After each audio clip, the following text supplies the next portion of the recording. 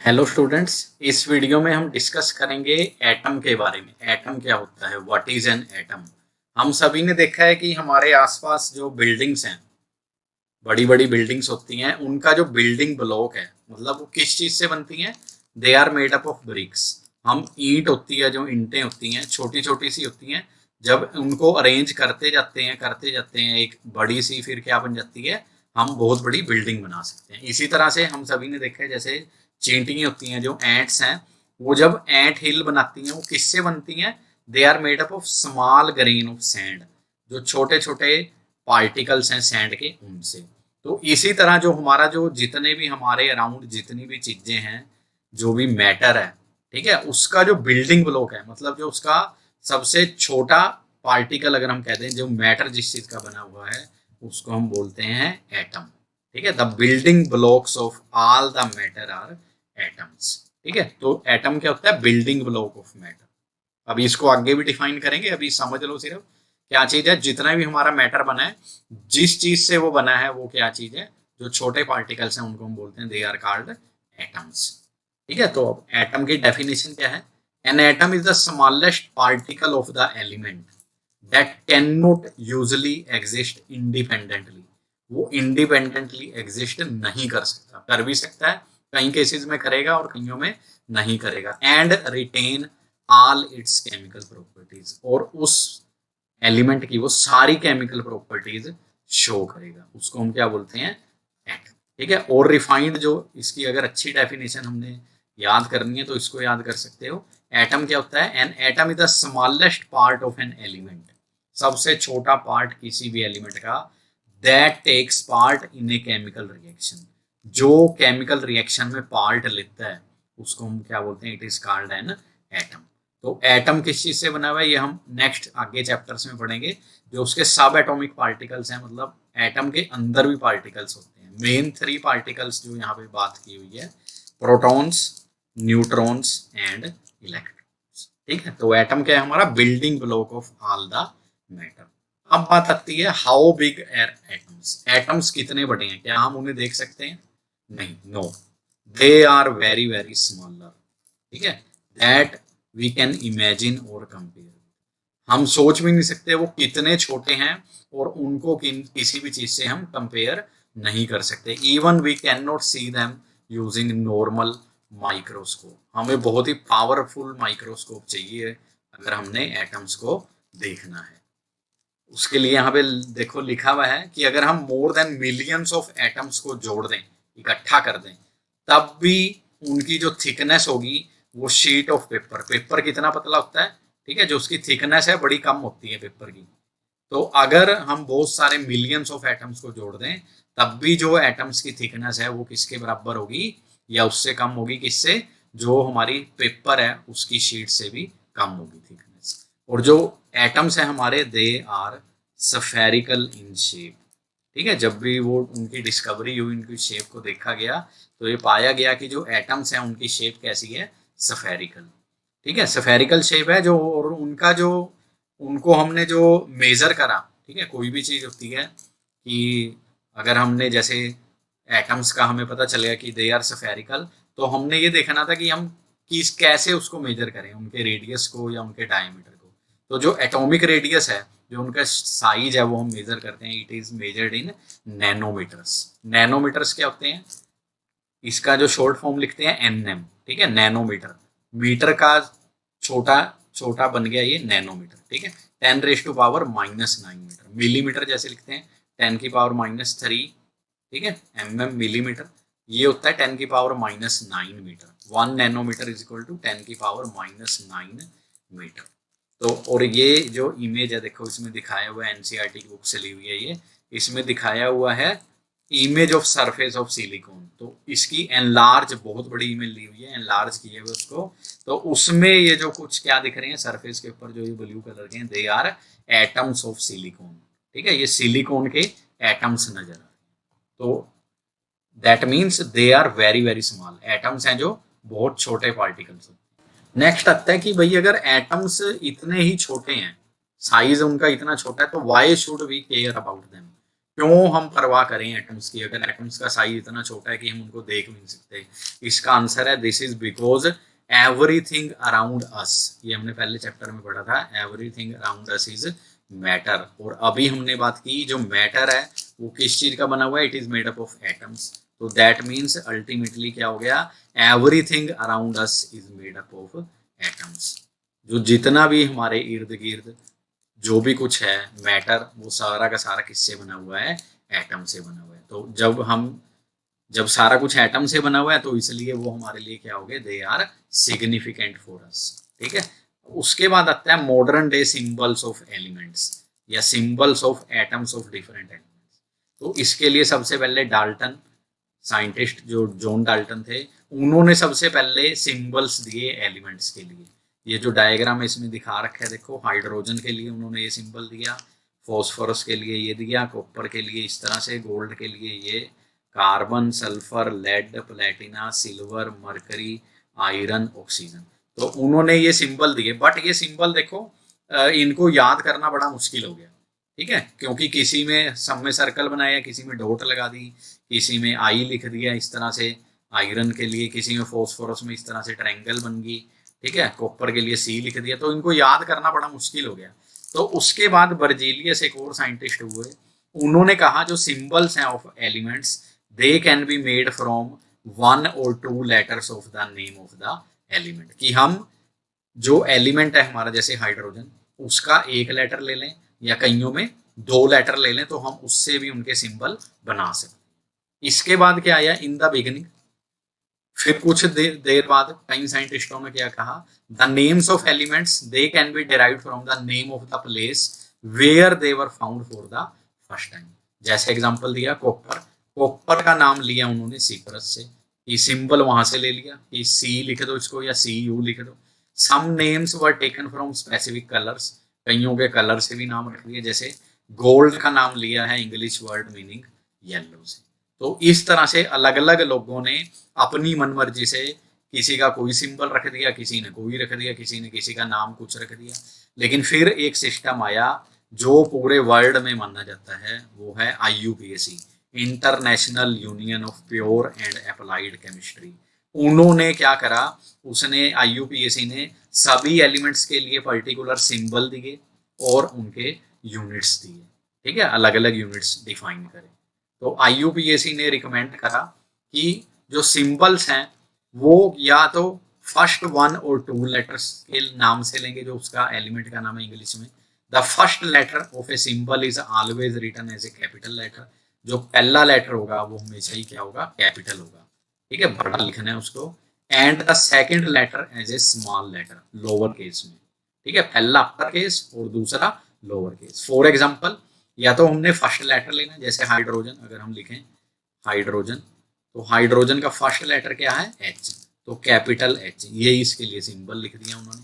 उसके बाद सेकंड हम ले लेते हैं, जैसे एल्यूमिनियम, नाम लिख दिया एल्यूमिनियम का, तो इसके लिए 2 लेटर्स लिए, पहला कैपिटल और दूसरा स्मॉल।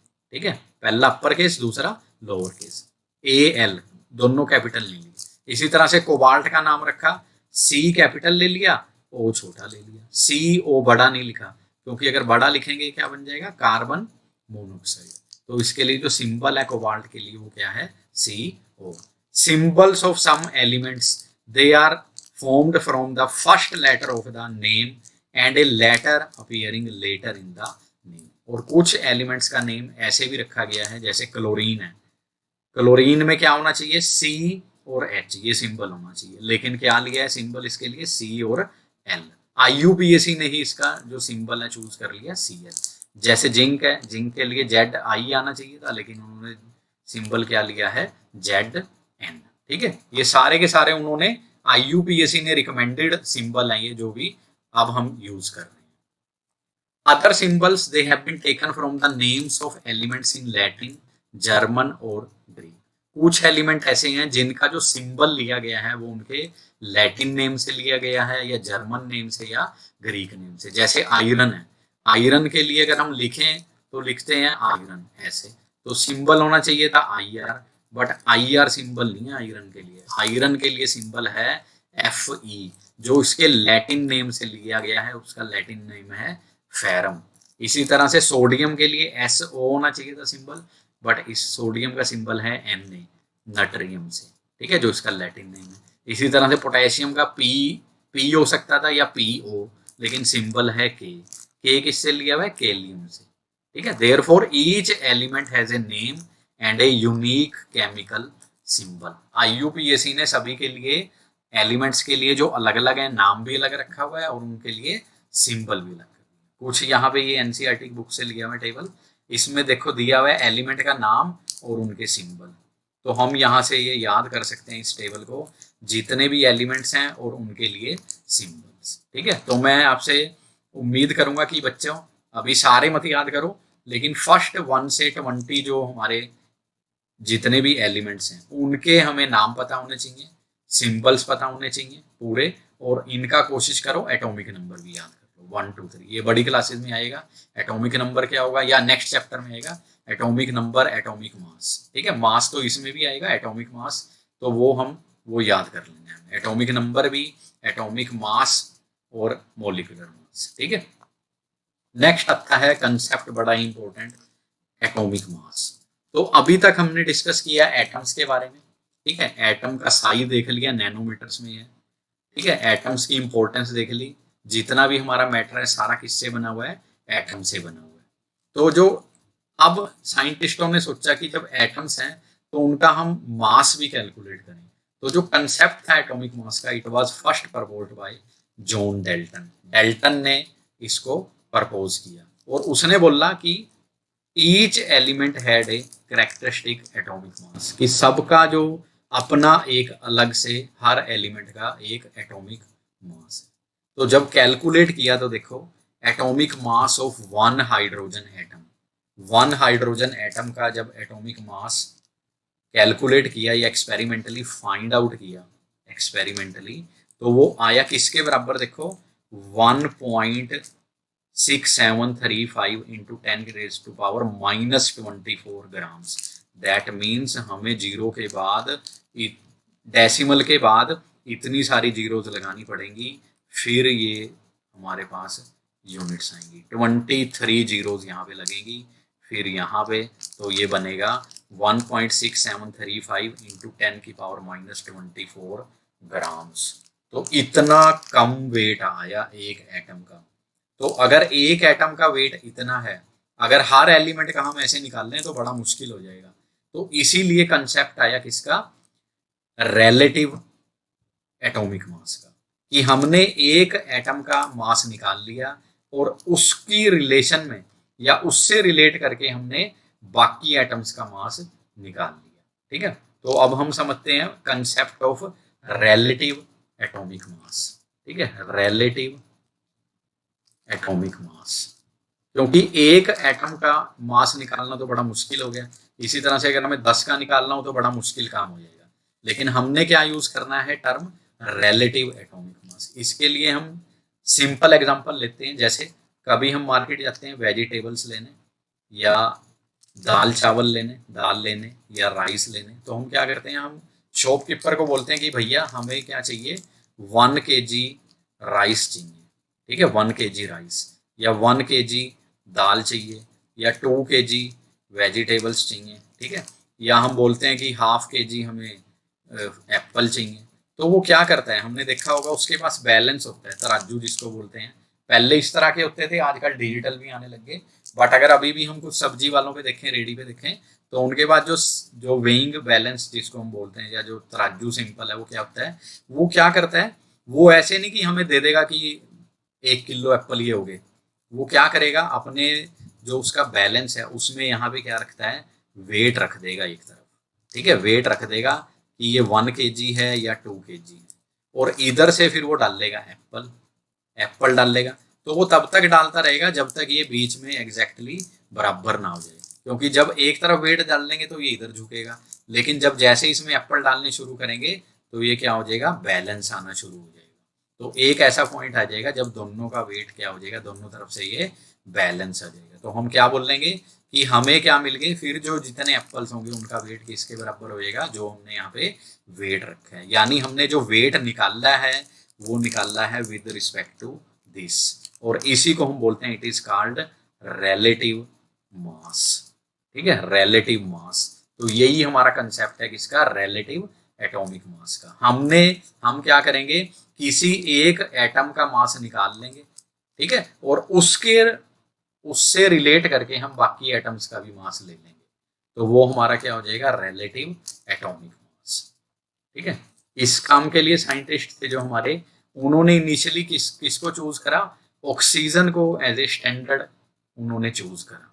ठीक है, उसके दो वजह से, because oxygen reacted with a large number of elements and formed compounds, क्योंकि ऑक्सीजन बहुत सारे एलिमेंट्स के साथ रिएक्ट करती थी और क्या बनाती है, compounds. This atomic mass unit gave masses of most of the elements as whole number। और दूसरा बड़ा रीजन क्या था, जब उन्होंने ऑक्सीजन को स्टैंडर्ड चूज करा, तो जब उन्होंने एटॉमिक मास कैलकुलेट करे मोस्ट ऑफ द एलिमेंट्स के, तो वो आए in whole numbers. But however in 1961 में क्या हुआ, थोड़ा सा चेंज आ गया हमारा, तो फिर क्या करा उन्होंने, जो साइंटिस्टों ने क्या करा, उन्होंने फिर ऑक्सीजन की जगह पे दे chose carbon 12 isotope as the standard reference for measuring atomic masses। Carbon के C12 आइसोटोप को साइंटिस्टों ने चोज कर लिया as a standard reference for measuring atomic mass, carbon 12। ठीक है, पहले इनिशियली उन्होंने ऑक्सीजन को लिया, बट उसके बाद 1961 में they chose carbon 12 isotope as a standard reference. ठीक है, और कार्बन जो 12 है उसको उन्होंने असाइन करा, it was assigned an atomic mass of exactly 12 atomic mass units. ठीक है, C12 के एक एटम को उन्होंने मास दिया 12 AMU, atomic mass units. Earlier atomic mass unit को हम पहले लिखते थे AMU, बट अब IUPAC ने उसके लिए रिकमेंड कर दिया है U, that is unified mass. That means हम AMU की जगह अब क्या लिख सकते हैं, U। 12 AMU को क्या लिख दिया, U। ठीक है, तो अब क्या हुआ, उन्होंने असाइन करा कार्बन 12 एटम को has been assigned an atomic mass of 12 atomic mass units. ठीक है, तो 1 atom of carbon 12 is equal to 12 atomic mass units. ठीक है, या इसको ऐसे लिख दें, 12 AMU is equal to mass of 1 atom of C12। तो अगर हमने 1 AMU डिफाइन करना है तो क्या हो जाएगा, 1 AMU is equal to 1/12 mass of 1 atom of C12। ठीक है, तो देयरफॉर एटॉमिक मास यूनिट क्या बन गई, it is a mass unit equal to exactly 1/12 of the mass of 1 atom of carbon 12। ठीक है, 1 AMU क्या बन गया, 1/12 of the mass of 1 atom of carbon 12। ठीक है, तो अब हमने क्या करा, जो हमने जैसे सब्जी लेते हैं तो जो वेट है उसकी जगह पे अब हमने रेफरेंस किसको चूज कर लिया, कार्बन 12 को। तो इससे रिलेट करके हमने सारे एलिमेंट्स का एटॉमिक मास निकाल लिया, और जो एटॉमिक मास निकले वो क्या बन गए, they are called relative atomic masses. ठीक है, रिलेटिव, हमने क्या करा, कार्बन 12 को चूज कर लिया स्टैंडर्ड। ठीक है, उसके एक एटम का मास है 12 AMU। ठीक है, और उससे रिलेट करके हमने बाकी एलिमेंट्स का मास निकाल लिया। इसके लिए हम छोटा सा एग्जांपल देखते हैं। सपोज हमारे पास एक वाटरमेलन है। ठीक है, वाटरमेलन है, इसको हम मान लेते हैं this is equal to 1 carbon atom. ठीक है, तो इसका एक वाटरमेलन का पूरे का वेट कितना हो गया, 12 AMU। ठीक है, 12 एटॉमिक मास यूनिट्स, 1 वाटरमेलन, या फिर बोल दें इसको जो हमारा 1 कार्बन एटम, उसका मास हो गया 12 AMU। अब सपोज कर लो हमने इसको 12 इक्वल पीसेज में काट लिया, इसको कट कर दिया, 12 पीस कर दिए इसके, इस तरह से जो ये दिखाए हुए हैं 12 पीसेज। ठीक है, तो हमने क्या बोला था, 12 इक्वल पीस कर लिए। तो पूरे वाटरमेलन का वेट कितना था, वाटरमेलन का वेट था 12 AMU एटॉमिक मास यूनिट्स। अब हमने इसको W को डिवाइड कर दिया 12 में, तो दैट मीन्स ये जो 12 पीसीज हैं इनका वेट कितना हो गया, इनका वेट फिर से हो गया 12 AMU। तो इसका मतलब अगर हम उसमें से एक पीस ले लें, एक पीस, तो उसका वेट कितना हो गया 12/12, that is 1 atomic mass unit. तो दैट मीन्स अगर हम कार्बन एटम के 12 टुकड़े कर दें, ठीक है, तो जो उसका 1/12 12 टुकड़े कर दें, तो एक टुकड़े का वेट कितना हो जाएगा, एक टुकड़े का वेट कितना हो जाएगा 1 AM। और इसी को, एक टुकड़े को हमने रिलेट कर दिया दूसरे एलिमेंट्स के एटम्स हैं जो उनका वेट निकालने। जैसे हमने एक टुकड़ा यहाँ पे रखा, तो यहाँ पे देखा कि अगर हम एक हाइड्रोजन रख दें तो दोनों बैलेंस हो गए, तो दैट मीन्स हाइड्रोजन का हमारा वेट कितना आया 1 AMU। इसी तरह से जब ऑक्सीजन को रखा तो उसका आया 16 AMU। 16 टुकड़े हमने यहाँ पे रखने पड़े इस तरह से, ठीक है, 16 पीसीज रखने पड़े। इसी तरह से जब नाइट्रोजन का निकालना चाहा तो 14 AMU। तो हमने क्या करा, सारे के सारे जितने भी एलिमेंट्स थे हमारे उनका वेट निकाल दिया विद रिस्पेक्ट टू C12, ठीक है, C12 कार्बन C12 के एक एटम से कंपेयर, तो वो बन गया हमारा रिलेटिव एटॉमिक मास। तो रिलेटिव मास हमारा क्या हो गया, अगर इसको डिफाइन करना है, relative atomic mass of the atom of an element is defined as the average mass of the atom as compared to 1/12 the mass of one carbon 12 atom। तो ये थी हमारी डेफिनेशन किसकी, relative atomic mass की। और ये एक table दिया हुआ है NCERT की बुक में दोबारा से, atomic masses of some elements दिए हुए हैं, वो पहले मैं बता भी चुका हूँ। हाइड्रोजन का 1, कार्बन का 12, नाइट्रोजन का 14, ऑक्सीजन का 16, सोडियम के लिए 23, मैग्नीशियम के लिए 24, सल्फर का 32, क्लोरीन के लिए 35.5, कैल्शियम के लिए 40, ठीक है। तो और कुछ भी है, हम याद कर सकते हैं इसको पीरियोडिक टेबल में से। उसके बाद आता है हाउ डू एटम्स एग्जिस्ट, क्या एटम्स कैसे एग्जिस्ट करते हैं एटम्स, ठीक है। Atoms of most elements are not able to exist independently, याद रखना है।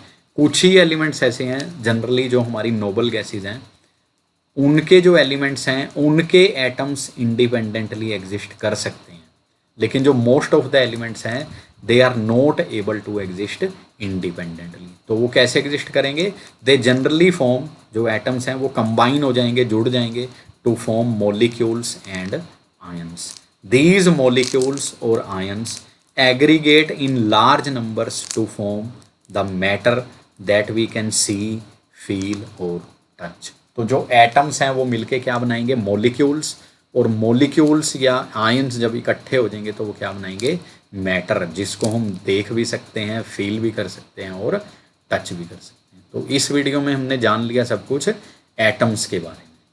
Thank you for watching this video.